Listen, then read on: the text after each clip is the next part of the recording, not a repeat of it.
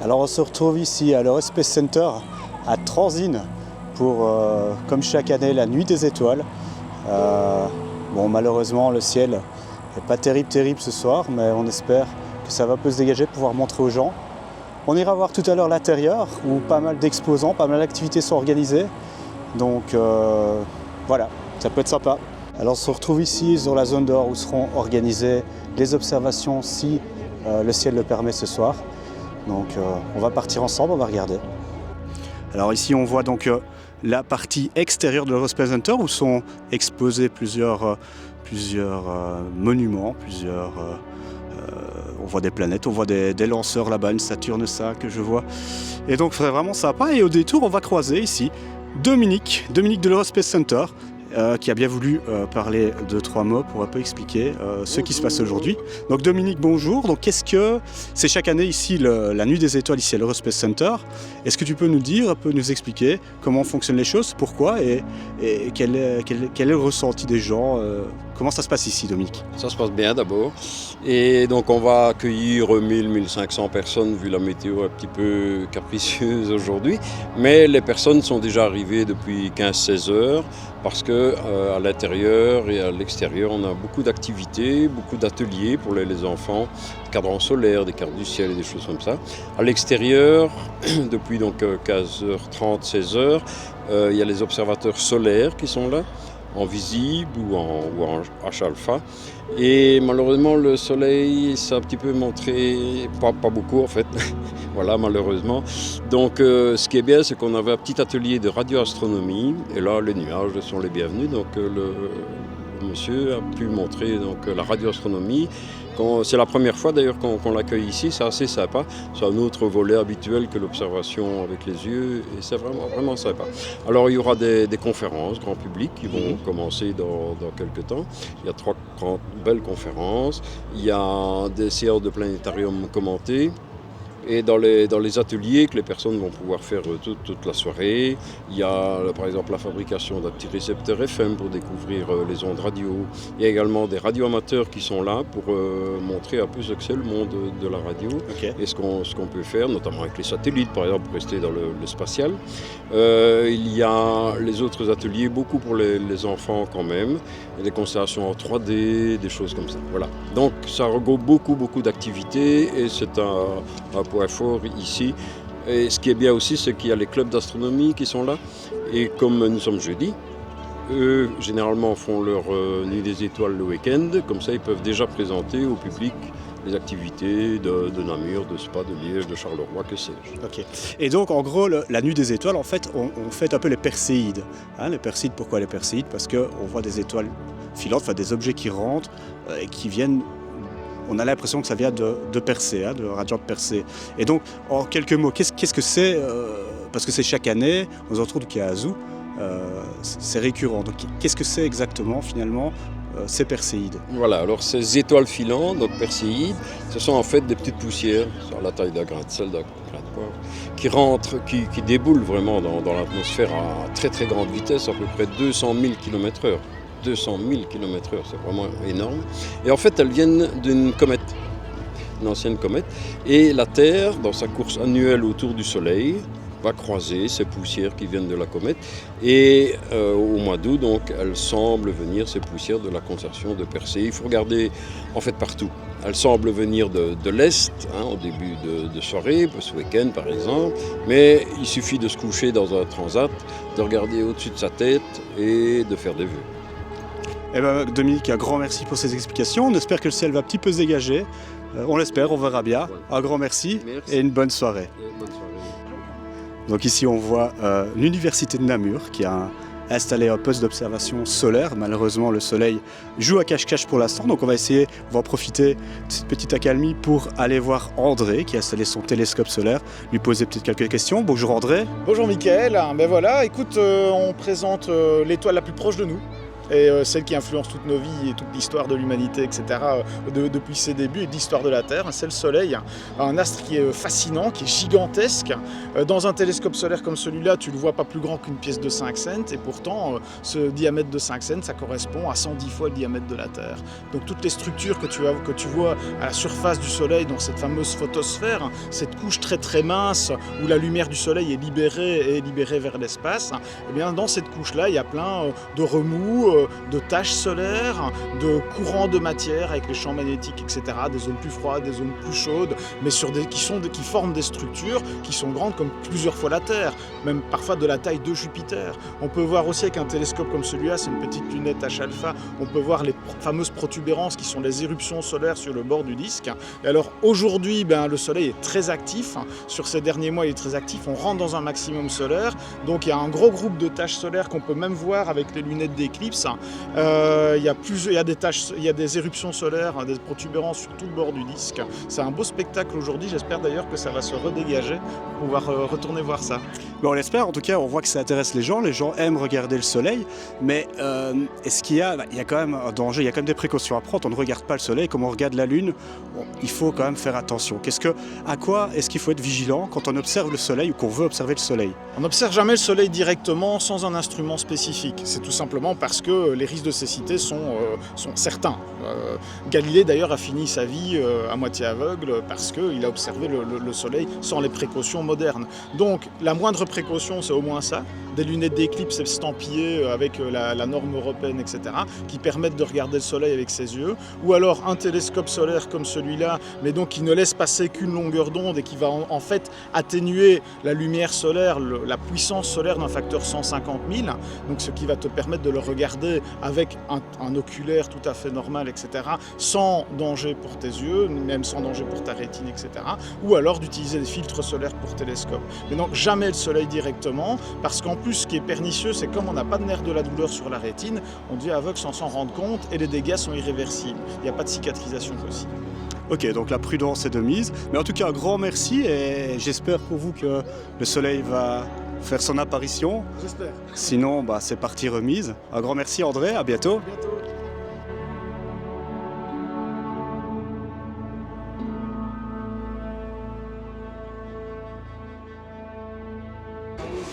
Donc on voit ici toute une installation de radioamateurs.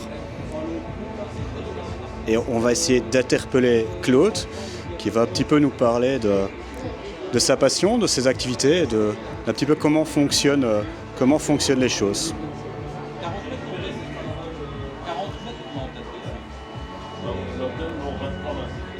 Bonjour Claude. Eh bien bonjour. Bonjour. Donc on vient ici, on voit une installation qui est quand même assez impressionnante pour un amateur. Qu'est-ce que c'est Claude? J'ai cru comprendre déjà que c'est une première ici à l'Eurospace Center.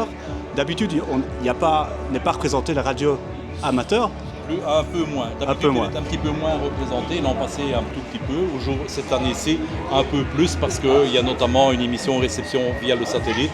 On a eu des petites séances de chasse aux renards. Alors, on ne fait pas de mal aux animaux, mais on essaie de retrouver des émetteurs qui sont cachés dans la nature, et ce, au moyen de récepteurs directifs. Voilà, c'est un peu de la goniométrie. Donc, c'est un des pans, un des aspects du radioamateurisme. Donc effectivement, cette année-ci est une année où le radioamateurisme est beaucoup plus représenté à l'Eurospace Center. Ok, mais quand on voit ce matériel-là, est-ce que c'est quelque chose qui reste accessible ou c'est vraiment, on est proche du professionnel ou comment ça se passe? Quand je vois ici, moi, totalement amateur, quand je vois ces outils, ça me paraît compliqué, difficile, coûteux. Qu'est-ce qu'il en est exactement? Mais coûteux, certainement, ça peut coûter très très cher. Forcément, c'est un peu comme dans tous les hobbies. Même à mon avis, un pêcheur peut acheter du matériel de très très grand prix. Coûteux, non, pas toujours, parce qu'il existe beaucoup de matériel sur le marché de l'occasion, donc il n'y a pas besoin, pour débuter dans le radioamateurisme, de casser sa tirelire de manière effroyable. Voilà, donc c'est un matériel de plus en plus compliqué peut-être, parce que la technologie actuelle est un peu plus compliquée, mais après tout, il y a 20 ans, personne n'entendait parler de Messenger, et on ne savait pas qu'on devrait s'y faire, et on s'y est fait. On s'y fait également à ce matériel, pas de problème. Et bien en tout cas, un grand merci et bonne continuation et on espère un grand succès pour la radio. Et une dernière chose, vous représentez une association? On représente ici un club de radioamateurisme qui s'appelle ON4CDZ. Vous verrez la petite affichette qui est là, comme ça vous pouvez peut-être éventuellement la mettre à votre image. Donc c'est un club qui est situé à Marche-en-Famenne, un radioclub situé en Marche-en-Famenne. Et on travaille également pour la grande association des radioamateurs qui est l'UBA, l'Union belge des amateurs. Là c'est au niveau national. Voilà. Eh ben, un grand merci Claude, Ouais. à bientôt, au revoir.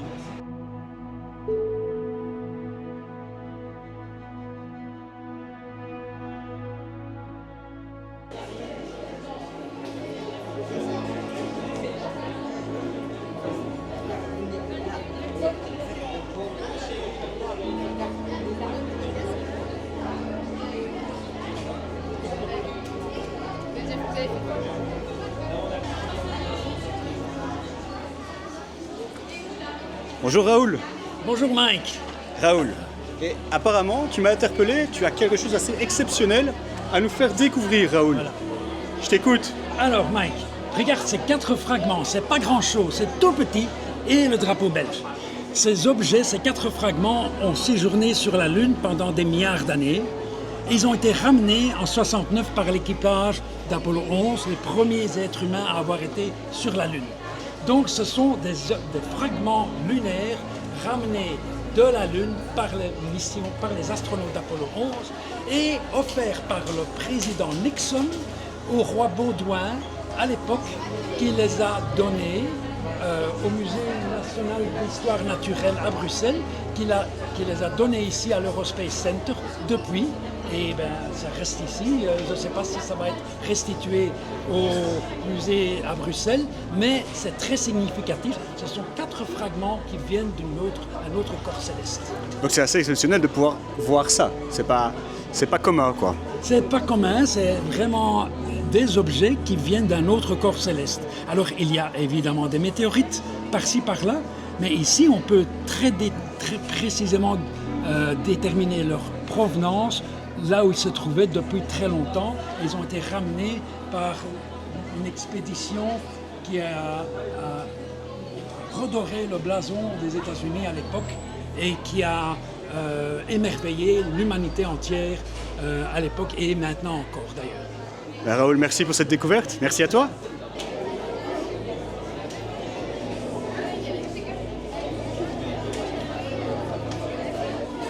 On se dirige ici vers la salle des planètes où quelques clubs d'astronomie sont présents pour expliquer aux gens, montrer un peu ce qu'ils font. Donc, ça peut être vraiment très sympa, on va aller voir ça. On voit un bon succès là, c'est sympa, beaucoup de gens qui regardent. Alors le premier stade qu'on voit ici, c'est la Société astronomique de Liège, un club très actif qui nous montre un petit peu les différentes choses qui font leur activité. Donc ici le stand de la Société astronomique de Liège, avec différents goodies, on va en reparler après, qui servent à soutenir un projet d'achat d'un télescope et d'une installation d'un astrophotographe sur le site de La Fosse. La Fosse qui est un hameau qui dépend de la commune de Manet, qui profite d'un ciel particulièrement intéressant. Et donc tous les goodies que vous voyez là sont proposés par monsieur Pierre Ponsard, qu'on va venir interroger un petit peu, pour aider au financement de ce fameux projet. Monsieur Ponsard, bonjour. Est-ce que je peux vous interrompre 2 secondes? Je vous écoute. Donc voilà, comme chaque année, la Nuit des Étoiles ici à l'Eurospace Center, c'est l'occasion pour un petit peu tous les grands clubs, les associations, de venir présenter, vulgariser, expliquer aux gens déjà ce que c'est la Nuit des Étoiles, pourquoi les Perséides. Et on voit ici la Société astronomique de Liège qui est représentée par Pierre et Maxime, qu'on voit ici juste à côté. Bonjour Maxime. Et Marco Sojic qui explique à un visiteur différentes choses. Alors Pierre, pourquoi est-ce que c'est intéressant, important d'être présent à l'Eurospace Center ici chaque année? Vous avez grosso modo plusieurs milliers de personnes qui viennent ici à Redu, à l'Eurospace Center, des personnes qui sont intéressées par l'aéronautique et par l'astronomie. Nous, on représente la partie astronomique Et c'est l'occasion de faire découvrir à tous les visiteurs que l'Observatoire de la fosse existe, que la Société astronomique de Liège existe, et ceux qui veulent nous rejoindre pour le reste de l'année peuvent le faire. Ok. Donc en gros, les Perséides, on l'a dit, c'est chaque année aux alentours du Kazoo. Qu'est-ce que c'est exactement les Perséides? Pourquoi est-ce qu'on appelle ça les Perséides? Pourquoi ça a lieu plus ou moins toujours le Kazoo? Et qu'est-ce qu'on peut s'attendre à voir quand le ciel est dégagé? Bon, les Perséides, qu'est-ce que c'est? Ce sont des étoiles filantes. C'est des petits morceaux de roche qui ne sont pas plus grands qu'un grain de riz, et même voire même plus petits, qui rentrent dans l'atmosphère terrestre. Ça vous fait donc des étoiles filantes. Pourquoi est-ce que c'est tout le temps au mois d'août qu'on a les Perséides? Et tout simplement parce qu'une comète qui s'appelle Swift-Tuttle, dont son dernier passage date de 1992, eh bien, elle largue plein de poussière sur son chemin. Donc quand vous voyez une comète, il y a toujours une chevelure et une queue de poussière notamment. Eh bien, ces poussières sont abandonnées dans l'espace et à un moment donné, nous, on traverse cette couche de poussière chaque année au mois d'août, avec un maximum, ici, cette année-ci, ça sera la nuit du 11 au 12 août, le 12 août à 5 h du matin, c'est le maximum, mais il y en a plein avant, il y en a plein après. Ok, un grand merci Pierre, et bonne continuation pour la suite, et j'imagine qu'on va se revoir bientôt. Je pense aussi.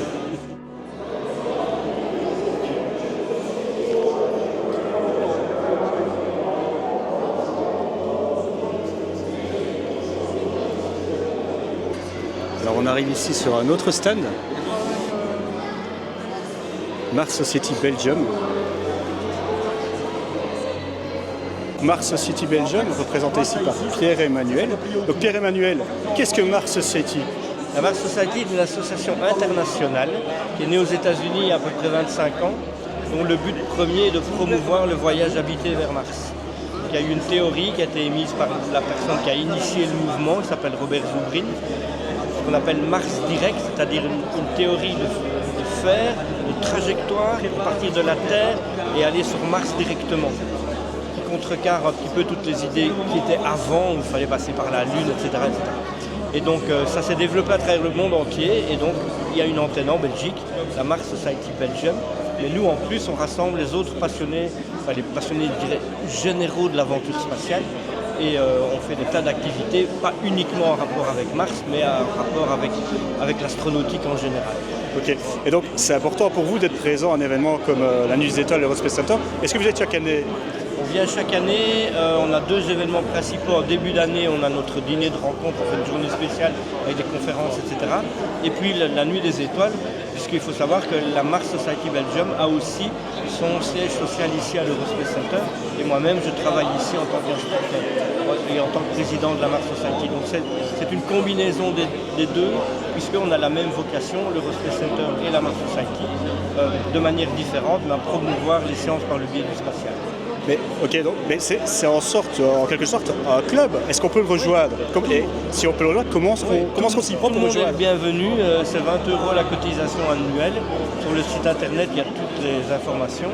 Et donc tous ceux qui s'intéressent aux sciences et à l'espace en particulier sont les bienvenus. On a besoin de tout le monde et on fait plein de choses passionnantes.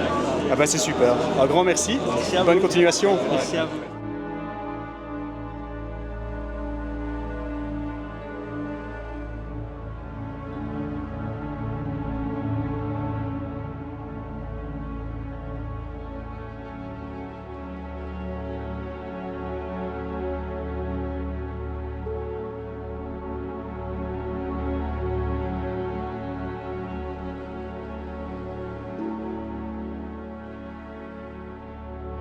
On va essayer d'un petit peu voir ce qui se passe ici, essayer d'un petit peu voir ce que les gens expliquent, ce que les gens voient.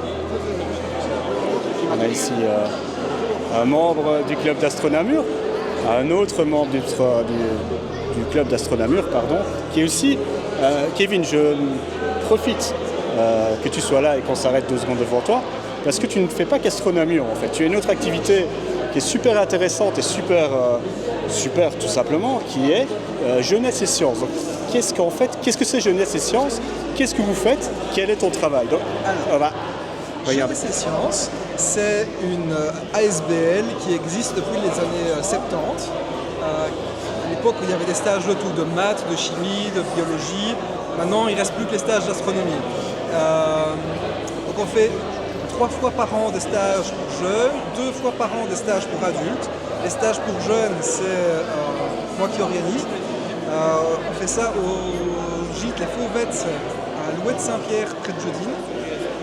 On fait un stage au mois d'août, un stage entre Noël et Nouvel An et un stage à Pâques. C'est résidentiel, donc on fait... les jeunes arrivent entre 18h le premier jour et ils repartent après 5 jours le matin. Ok, super. Et donc c'est chaque année ça, hein, plusieurs fois chaque année. Chaque année, 3 stages. 3 stages jeunes pour les élèves du secondaire et 2 stages adultes pour les adultes. Et donc si on a des personnes qui sont intéressées, comment est-ce qu'on procède? Comment est-ce qu'elles peuvent prendre contact avec toi ou avec ton association pour participer à ces stages? Le plus facile, c'est d'aller retrouver les coordonnées sur le site web en www.jeunesse-et-science au singulier.be. On mettra le lien sur la vidéo en incrustation. Écoute, un grand merci Kevin, et bonne continuation et bon stage alors. Merci Mike. À bientôt. Donc on continue, on vient de quitter Kevin, et en quittant Kevin, on se retrouve sur le stand, un autre stand d'une association, d'un club d'astronomie qui est Astronamur, et on en profite, on voit Julia qui est le représentant d'Astronamur. Julien, bonjour. Bonjour Mike. Donc Julien, qu'est-ce que Astronamur? Eh bien, Astronamur, c'est un club d'astronomes amateurs qui est un peu spécialisé dans l'astrophotographie, la photographie du ciel, que ce soit le ciel grand champ, le ciel étoilé. Donc voilà, vraiment plus spécialisé dans la photo. Donc c'est pour ça qu'on peut voir ici pas mal de photos de matériel qui sont exposées. On va regarder ça après.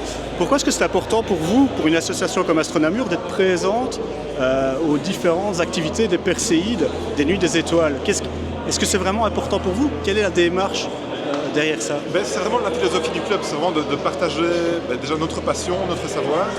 Et donc justement, le fait de venir dans des grandes soirées comme ici, ça permet de rencontrer pas mal de public et de vraiment faire partager notre passion aux visiteurs du jour.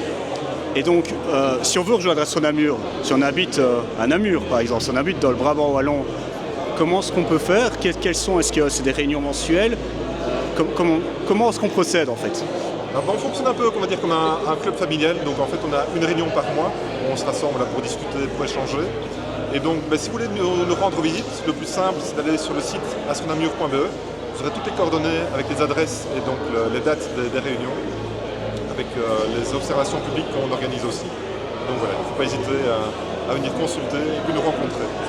Julien, un grand merci, bonne continuation et on espère un grand succès auprès du public. Merci à toi.